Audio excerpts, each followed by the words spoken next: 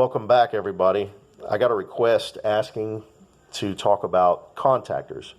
So the contactors can be found on the outdoor unit and the indoor unit. They control the compressor on the outside unit, which is very important. So let's dig right into this.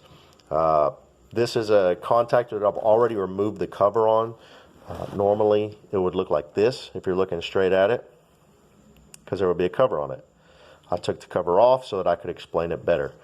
On the side of this contactor, you will notice something very important right here. It says coil 24 VAC. That means that the coil right here is 24 volts. This is what controls the contactor. So when your thermostat says, hey, I need cooling, it sends 24 volts through the coil, which sucks this switch in and allows electricity to go from the bottom through the switch and out the top. Now, very important to point out, this is a 1.5 leg contactor. So you have half a leg over here, which has power going through it all the time. So you'll have wires on this, which means electricity is going through to the wires on this side all the time. On this side, there's a switch here that you can see. You'll have wires plugged in here, and if the coil energizes, which means, hey, thermostat's calling for cooling, this will pull in and electricity will go out through the other side. Okay, so if I wanted to test my contactor, first of all, I'm going to switch my fluke meter to resistance here, ohms, and I'm going to make sure that my leads are good by putting them together. You can hear the audible. You see that it went down to 4. 0 is perfect, but I'll take 4. Okay, first thing I want to check is the coil itself.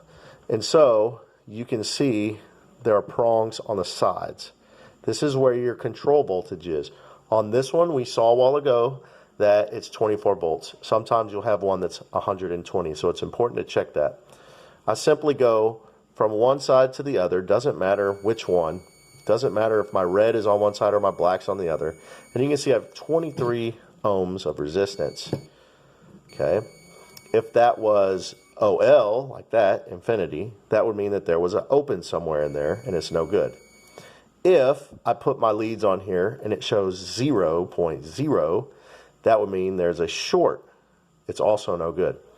The other thing you want to check is you want to go from one control lead down to the ground. You want to find some part of the case or maybe some copper somewhere where you can stick that other lead on. Something that no other wire is hooked up to. And right now it says OL, which is we know is infinity. But if it were to read 0.0, that would mean it was grounded. It was shorted. So it's no good. Okay. The other thing you want to check, with no wires connected to this thing, I would check this. I would go from my entrance side of this wires to the exit side, so my electricity comes in, goes through, comes out. So with the ohms, I'm checking that. Okay, 4.2, I'm going to say there's barely any resistance, so that's good. Okay, we checked that. Still haven't moved the meter. Now on this other side, I want to check this one. But this side has the switch, remember? So right now the switch, nothing's on it, no power, nothing, so it should be open. It's not engaged. Engaged would be down, it's up. So we should have infinity. Let's see what we got. OL, which is infinity. Now, if I take my finger and I push it down, we have some resistance. We have something for our electricity to flow through. Let's show it one more time. And there it is. All right, that's a good contactor. If you like my channel, subscribe. If you have any questions, leave it in the comments below, and I will try to get to them. See ya.